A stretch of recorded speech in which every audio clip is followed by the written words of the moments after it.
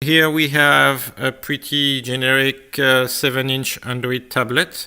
Now for the codriver, we use those RAM mounts. So on the cage, they make that mount with the a clamp that clamps the this ball to the cage, and then you can use different kind of adapters. In here, we have this tablet mounts.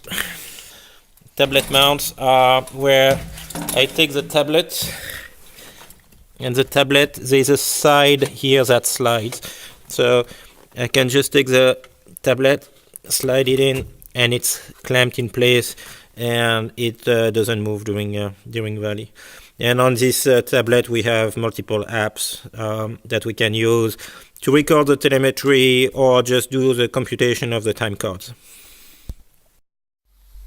So the app we use the most during rally is Rally Tripmeter, and this app has several modes. So here I can select Recce. In Recce you have 2 odometer, and every time you tap you can reset them and measure the distances. There is the liaison mode where you set the time which you arrive at your last checkpoint, let's say 6:25, and you can put the timer load for transit. Let's say you have a 10-minute transit, you enter 10, done. Oops, I entered 18. 10, done. And it tells you the next checkpoint you have to come in, and it has a countdown so that you know when you have to get into the checkpoint. If you have transit plus a stage time, you would say, let's say a 15-minute stage time plus a 10-minute transit at 25, you would put the 25 directly here so that you would have your time to show up at the next time control. Same thing here, you can still use the HOWTO to do the tulip notes for liaison here, and when you are in race mode you can set your start time.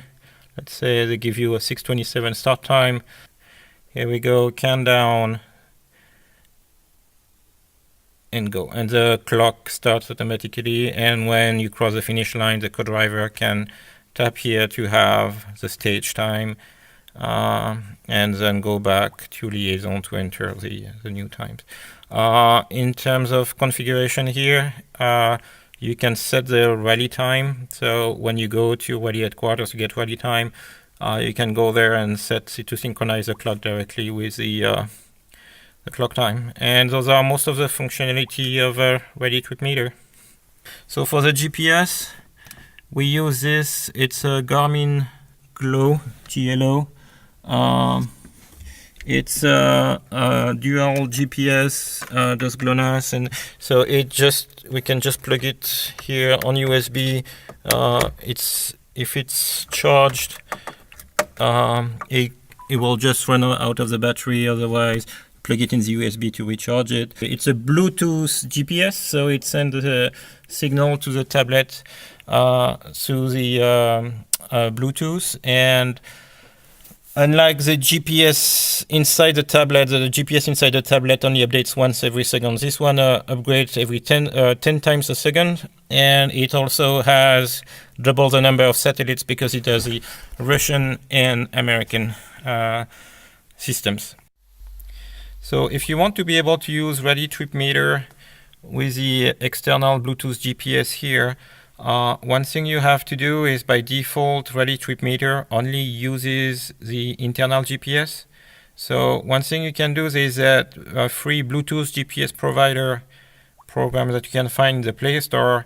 If you start this, what it's going to do when you press the play button here is that it's going to read the data from the Garmin GLO here, So right now I'm indoors, there is no data, but otherwise, if I was outside, the GPS signal would show up here. And basically, Rally Tripmeter thinks that he's talking to the internal GPS of the tablet, but that's program make the external GPS act as if it was the internal GPS of the tablet. So that's a good trick to use, Rally Tripmeter with external Bluetooth GPS. Just use that Bluetooth GPS provider program that you will find in the Play Store. Having an offline navigation system like CIGIC can also be helpful if you don't have any service in the vehicle.